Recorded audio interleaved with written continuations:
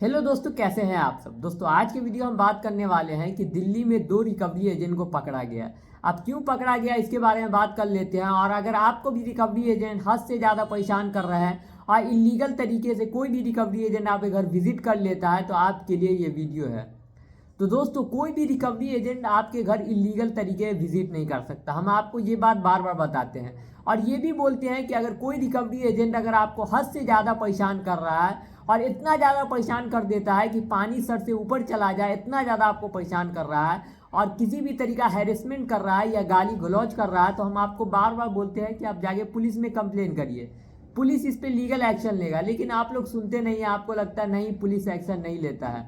Police जरूर action लेता है अगर कोई भी चीज़ इलीगल तरीके से किया जाता है, क्योंकि सब कुछ का रूल और रेगुलेशन होता है। रिकवरी एजेंट के पास भी सारा रूल एंड रेगुलेशन दिया रहता है और उनको उन्हीं के अंडर में काम करना होता है। लेकिन कोई रिकवरी एजेंट जो है इसका रूल नहीं फॉलो करते। ज़्यादातर रिकवरी एजेंट नहीं फॉलो करते हैं।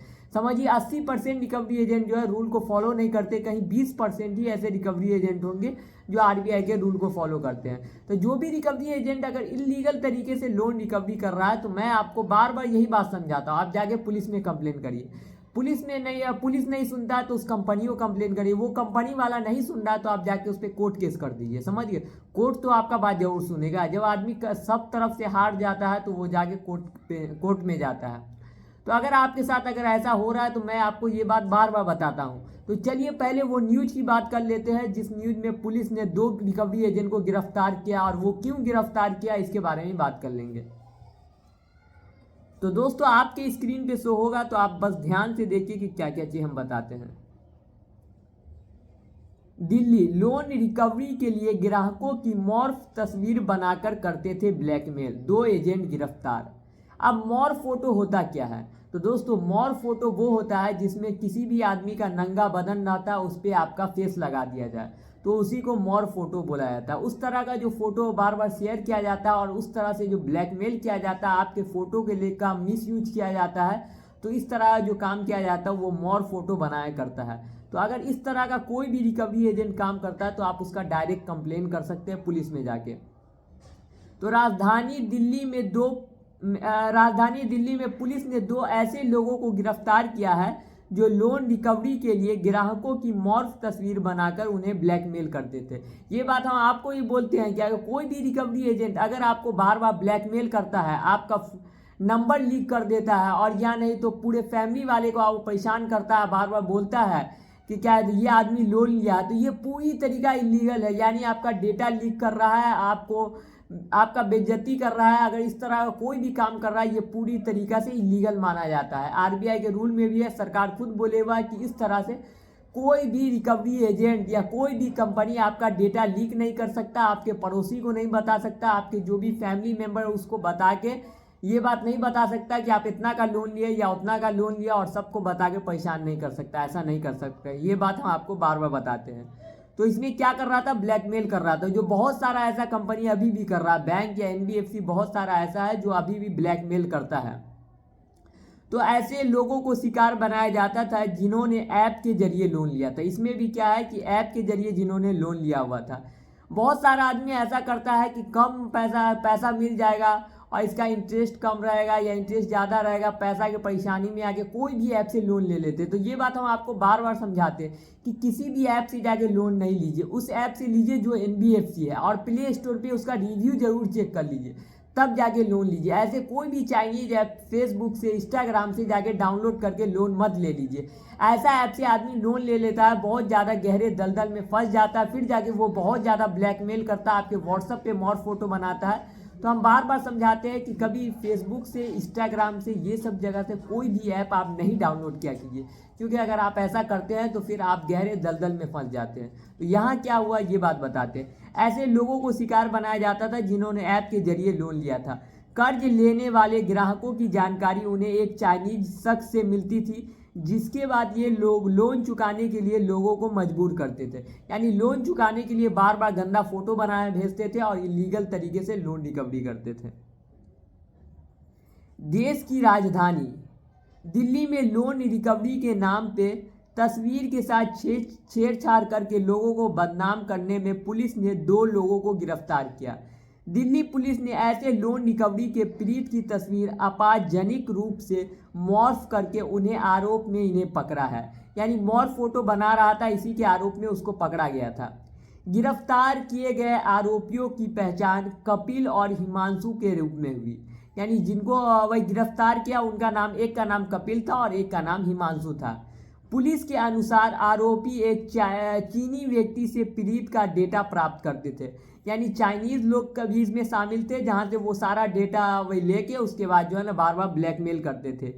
ये data flexi loan company app के माध्यम से लोन लेने वालों के साथ होता था। ये data flexi loan company app के साथ ऐसा कर रहा था, माध्यम से लोन लेने वालों का होता था, जिसमें उनकी व्यक्तिगत जानकारी और तस्वीरें शामिल होती थी। यानी आप जो अपना जानकारी किसी को भी दे देते हैं और ऐप में जो बिना पढ़े परमिशन दे देते हैं, तो ये बात का आप ध्यान रखिए, किसी भी ऐप को बिना पढ़े परमिशन मत दिया कीजिए और अपना डेटा किसी को भी शेयर मत किया कीजिए। थोड़ा सा पैसे के लिए, थोड़ा सा चीज़ के लिए आप अपना डेटा किसी को कभी भी मत शेयर किया कीजिए। न्यूज एजेंसी के रिपोर्ट के मुताबिक हिमांशु पीड़ित का डेटा और तस्वीरें कपिल को भेजता था। इसके बाद कपिल उन तस्वीरों को मॉर्फ करके उन्हें अश्लील रूप में बदल देता था। जो बात हम पहले ही बताए कि वो जो है ना क्या सिंपल किसी का फोटो रहता है तो उसको जो है ना मॉर्फ कर देता है, अश्लील बना देता है, उसके बाद जो है ना बार बार उस आदमी को भेजता है और ब्लैकमेल करता है। इस तरह से ये तस्वीरें पीड़ित पर दबाव बनाने और लोन की रकम वापस वसूलने के लिए इस्तेमाल किया जाता था। यानी ये पैसा वसूलने के लिए और हद से ज़्यादा, यानी जितना पैसा होना भी नहीं चाहिए उससे ज़्यादा पैसा वसूलता था। इसी के लिए जो है ना ये काम कर रहा था, मॉर्फ फोटो बनाया भेजता।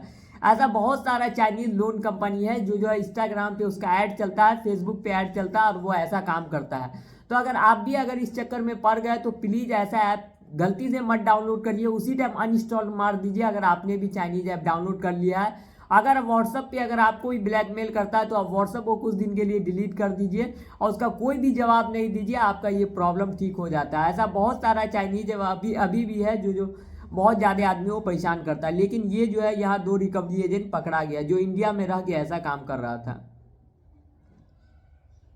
पुलिस ने आरोपियों के पास 4 मोबाइल फोन और कई सिम कार्ड बरामद किए हैं। इसके मामले में जांच कर रहे अधिकारियों ने बताया कि आरोपियों के इस गिरोह के पीछे कई और लोग जुड़े हो सकते हैं। मामलों की गहराइयों की जांच की जा सकती है और पता लगाने का प्रयास किया जा रहा है इस तरह की गतिविधि में कौन कौन शामिल है। पुलिस ने इस घटना को बेहद गंभीर बताया है और कहा है कि यह न केवल निजता के अधिकार का उल्लंघन है बल्कि साइबर अपराध और मनोवैज्ञानिक शोषण का भी मामला है। पीड़ित को न्याय दिलाने और इस प्रकार के अपराधियों को रोकने के लिए आरोपियों के खिलाफ सख्त कानूनी कार्रवाई की जाएगी। इस घटना ने ऑनलाइन लोन ऐप्स और उनकी रिकवरी के प्रक्रिया से जुड़ी खामियों को भी उजागर किया है। यानी बहुत सारा ऑनलाइन ऐप है वो भी ऐसा काम कर रहा है, तो ये सब कुछ को उजागर किया है। पुलिस ने लोगों को सतर्क रहने और किसी भी ऐसे संदिग्ध गतिविधियों की सूचना तुरंत देने की अपील की है कि अगर आप भी लोन लिए हुए किसी भी NBFC से, बैंक से, तो ये बात डायरेक्ट जाके पुलिस को बताइए। अगर इस तरह का इलीगल चीज़ कर रहा है, आपका डेटा लीक कर दे रहा, आपका नंबर लीक कर दे रहा और आपको बार बार ब्लैकमेल कर रहा है कि आप लोन जल्दी भरिए नहीं तो आपके हम पूरे फैमिली वाले को परेशान करेंगे, इस तरह का बात अगर NBFC ऐप से लोन लिए उसके बाद ऐसा हो रहा है तो ये पूरी तरीका इलीगल है।